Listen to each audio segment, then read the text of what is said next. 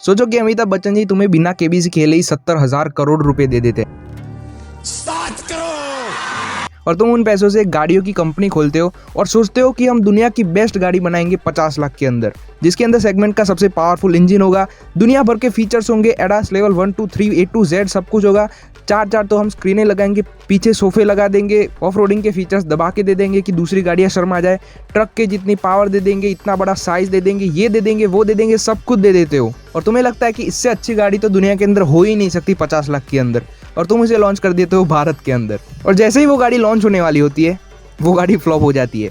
भारत के car market को समझना 2 बार यूपीएससी निकालने से भी ज्यादा मुश्किल काम है। यहाँ पे कौन सी गाड़ी चलेगी कौन सी नहीं चलेगी आप बता ही नहीं सकते। यहाँ पे आते आते इलोन भैया की टेस्ला पानी पी गई। मुझे क्रेडिट नहीं चाहिए। भारत के अंदर ज्यादातर लोग गाड़ी इस हिसाब से नहीं लेते कि वो गाड़ी कितनी अच्छी है, सेफ्टी क्या है, फीचर्स क्या है, क्या माइलेज मिलेगा, इसकी रीसेल, ये सब नहीं देखा जाता। यहाँ पे देखा जाता है कि उस गाड़ी की समाज के अंदर इज्जत कैसी है। जैसे कि अगर तुम्हारे पास स्कॉर्पियो, थार, फॉर्च्यूनर जैसी गाड़ी होगी तो तुम्हारी समाज के अंदर इज्जत भी दामाद की तरह की जाएगी। लेकिन अगर तुम्हारे पास एस्प्रेसो जैसी लेजेंडरी गाड़ी है तो तुम्हारी इज्जत भी लेजेंड की तरह ही की जाएगी। मतलब ऑल्टो है तो तुम्हें ऐसा बना जाएगा भाई तुम बजट वाले इंसान हो, और अगर फॉर्च्यूनर था है तो तुम्हें माना जाएगा कोई माल वाली पार्टी है, कोई पावरफुल इंसान है, पॉलिटिकल ये वो। इसका मतलब भारत के अंदर गाड़ी सिर्फ एक गाड़ी नहीं है, ये एक स्टेटस सिंबल है। आप जैसी गाड़ी लोगे बहुत सारे लोग आपको उसी बेस के ऊपर जज करेंगे कि आप कैसे इंसान हो, और इसी चीज को कहते हैं ब्रांड वैल्यू। 55 लाख की फॉर्च्यूनर के अंदर 20 लाख की क्रेटा जितने भी फीचर्स नहीं आते, फिर भी ये गाड़ी दबा के बिकती है। और यही नहीं, इसने अपने से ज्यादा अच्छी और सस्ती गाड़ियों को भी बंद करवा दिया है। Ford Endeavour, Alturas G4, Pajero sport, MG Gloster, ये सभी गाड़ियां जब आती थी तब फॉर्च्यूनर से कई ज्यादा अच्छी थी और इनका प्राइस भी कम था। मगर इन 4 में से 3 गाड़ियां बंद हो चुकी है और जो MG ग्लॉस्टर बची भी है उसकी हालत लंगड़े घोड़े की तरह है। इस गाड़ी की सेल 100 और 50 से ऊपर जा नहीं पा रही। कभी ये गाड़ी 20 बिक जाती है, कभी 30 और कभी तो बिकती ही नहीं। जबकि इसी के सेगमेंट की फॉर्च्यूनर की 2,500 से 3,000 यूनिट्स महीने की बिक जाती है, जबकि इसकी 50 भी नहीं बिक पा रही। तो सोचो आप लोग कि क्या है इस फॉर्च्यूनर के अंदर कि इसने इतनी अच्छी अच्छी गाड़ियों को भी बंद करवा दिया है। ऊपर से टोयोटा वाले जब मन तब इस गाड़ी का प्राइस भी बढ़ाते रहते हैं, वो भी बिना किसी वजह, लेकिन फिर भी इस गाड़ी की सेल्स को रत्ती भर का भी फर्क नहीं पड़ता। तो देखेंगे आज की क्या खा के टोयोटा ने फॉर्च्यूनर को बनाया है और क्यों इसका कोई कंपटीशन है ही नहीं, और जो था वो फूक मारते ही उड़ क्यों गया। वीडियो में बड़ा मजा आने वाला है। जय हिंद, आप देख रहे हो ऑटोडेक।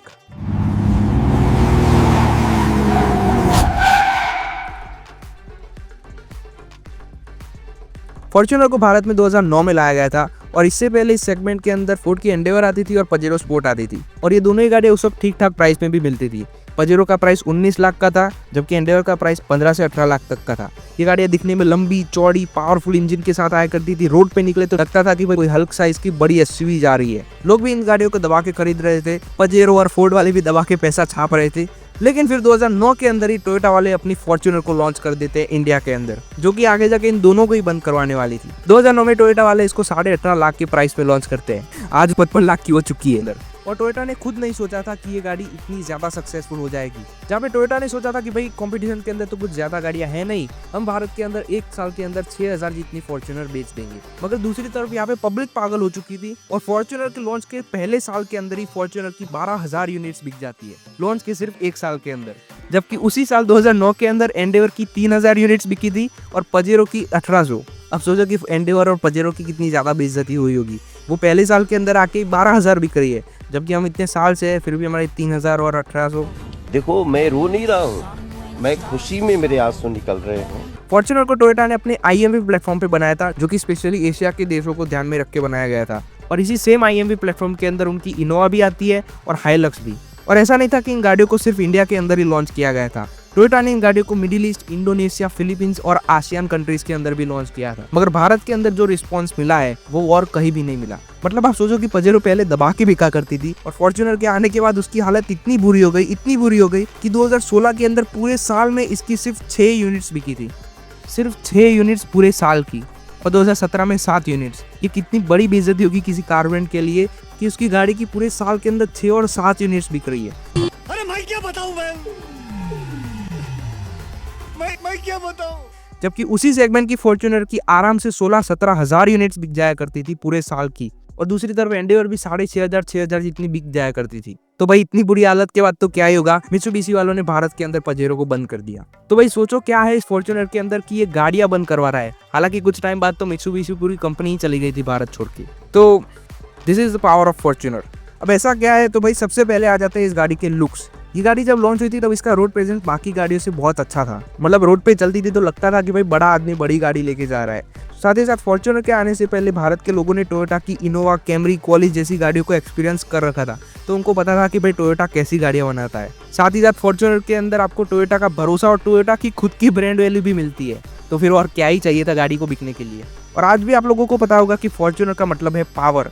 मोदी जी जैसे अपर लेवल से लेके सड़क चाप हर एक नेता फॉर्च्यूनर लेके घूमता है। आप लोगों को तो पता ही होगा कि हमारे यहाँ पे नेता की इज्जत दामाद से भी ज्यादा की जाती है। और ना सिर्फ नेता लोग, बड़े बिजनेसमैन, अमीर आदमी, गली के 2 बटन खोल के घूमने वाले बदमाश, सब लोग फॉर्च्यूनर लेके घूमते हैं।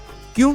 क्योंकि उन्हें अपनी पावर बतानी, उनको बताना है कि हम भाई बड़े आदमी हैं। और इन्हीं सबको देखते देखते नॉर्मल लोग भी सोचने लग जाते हैं कि भाई हम भी एक दिन बड़का आदमी बनेगा, बहुत पैसा होगा हमारे पास। जैसा नहीं बहुत सारा पैसा आएगा, हम तुरंत ही टोयोटा के शोरूम में जाएंगे और ब्लैक घोड़ा फॉर्च्यूनर को छुड़ाएंगे और फिर हमारी गली के अंदर पूरा गर्दा उड़ा देंगे फॉर्च्यूनर लेके। हमारा अड़ोस पड़ोस वाला सब जलने लगेगा, पूरा एकदम खाक हो जाएगा। हम ही करेगा, वो करेगा, फॉर्च्यूनर के साथ अपनी इंस्टाग्राम के अंदर स्टोरी रखेगा, ऑफ रोडिंग करेगा, ये वो, कि हम भी जब पैसे वाले बनेंगे हम भी फॉर्च्यूनर लाएंगे और ऐसी सारी चीजें करेंगे। और आज आप में से भी बहुत सारे ऐसे लोग होंगे जिनकी इच्छा होगी कि भाई जब मेरे पास पैसे आएंगे तब मैं फॉर्च्यूनर लाऊंगा और उसके अंदर मस्त घूमूंगा ब्लैक फिल्म लगा के, है ना? है तो भाई कमेंट के अंदर बताना, इच्छा पूरी हो जाती है कमेंट में लिखने से। ऐसा नहीं है कि 50 लाख की प्राइस के अंदर दूसरी कोई गाड़ी नहीं आती, लेकिन उससे आपको रौला, रफ, सॉफ्ट, डर, भय, खौफ, फीवर, भैया जी फियर, हाँ भाई, ये सब नहीं जमा सकते। अब आप जो महिंद्रा की अल्टुरस G4 आया करती थी उसे ही देख लीजिए।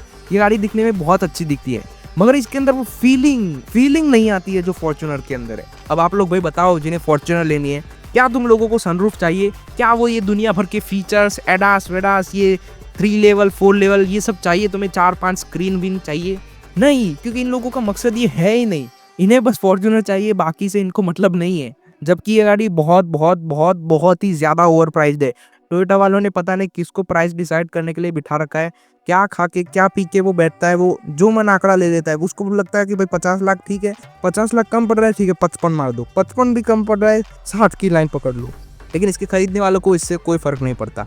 फॉर्च्यूनर का प्राइस उसकी ओरिजिनल वैल्यू से 10 से 8 लाख रुपए ज्यादा है, लेकिन फिर भी खरीदने वालों को इससे कोई फर्क नहीं पड़ता है। क्यों? क्योंकि लोगों का कहना है बहुत पैसे अपने पास। अब कंपटीशन की बात करें तो आप लोग देख सकते हैं कि बाकी गाड़ियों में और फॉर्च्यूनर की बिक्री के अंदर घोड़े और कबूतर का फर्क है। और इसी कम बिक्री के अंदर 2017-18 के अंदर पजेरो चली गई, 2021 के अंदर फोर्ड तो पूरी कंपनी ही चली गई, 2022 में अल्टुरस G4 चली गई, और अब कुछ दिनों की मेहमान बची है MG ग्लस्टर, जो कि पहले से ही ICU पे चल रही है। फोर्ड की एक एंडेवर थी जो कि फॉर्च्यूनर को कुछ हद तक कंपटीशन दिया करती थी, लेकिन वो भी चली गई। और उसके बाद टोयोटा वाले छुट्टा सांड की तरह हो चुके हैं। जब मन जैसे मन वो फॉर्च्यूनर का प्राइस बढ़ा रहे हैं, कभी 50,000, कभी 1 लाख, कभी 1.5 लाख, जो मन वो, क्योंकि पता है कि लोग तो अपनी आंखों के ऊपर पट्टी बांध के भी गाड़ी तो खरीदने ही वाले हैं, तो बढ़ाओ जितना बढ़ाना है। अब आप लोग ही सोचे कि फॉर्च्यूनर का प्राइस लॉन्च से लेके अभी तक 165% बढ़ चुका है। 165%, 165%। जब ये लॉन्च हुई थी 18.5 लाख के प्राइस में, और आज इसका प्राइस 50-55 लाख को पार कर चुका है। जबकि इसके सिवाय बाकी किसी गाड़ी के अंदर इतना उछाल आया ही नहीं है। अभी तो वैसे GST कम हुआ है तो इसका प्राइस कम हुआ था,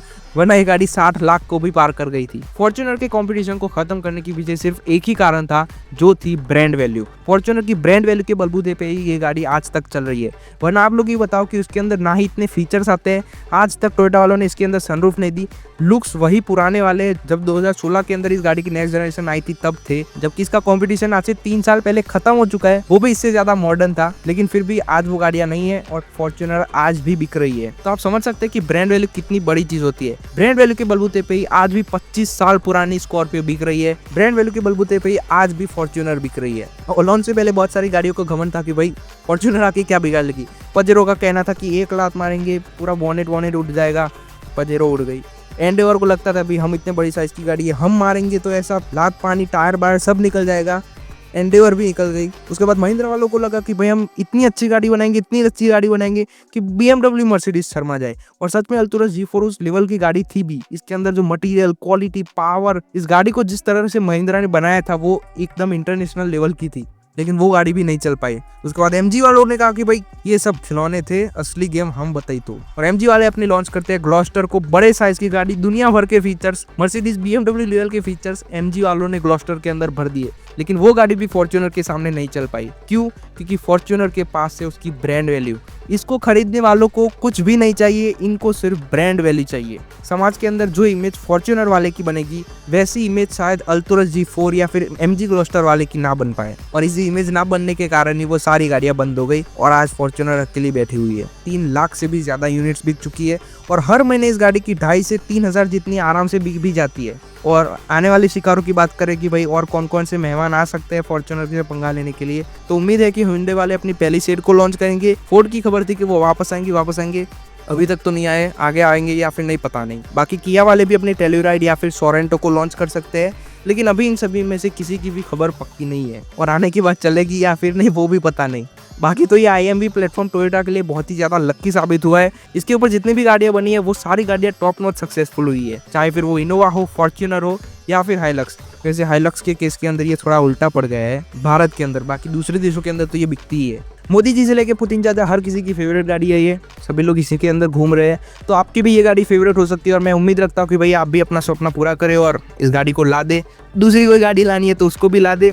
और अगर किसी को लगा हो कि इस वीडियो के अंदर हमने फॉर्च्यूनर के लिए कुछ हेट बेट दिखाई है, मेरे पास गाड़ी नहीं है तो मैं ऐसी हेट स्पीचेस दे रहा हूँ, किसी फैन बॉय को बुरा लग गया हो तो भाई सॉरी, मुझे भी गाड़ी पसंद है तो डोंट वरी, कोई शक लेके बैठने की जरूरत नहीं है। फॉर्च्यूनर दबा के बिक रही है और बिकती रहेगी। कमेंट के अंदर ये बता देना कि भाई फॉर्च्यूनर लाओगे या फिर नहीं लाओगे तो क्यों नहीं लाओगे, लाओगे तो क्यों लाओगे, एंडेवर पसंद है या फिर फॉर्च्यूनर पसंद है या फिर कोई तीसरी गाड़ी पसंद है, क्या लगता है फॉर्च्यूनर को कोई हरा पाएगा, नहीं हरा पाएगा, क्या रहेगा? बाकी तो लोगों का सपना होता है फॉर्च्यूनर, क्यों मोदी जी?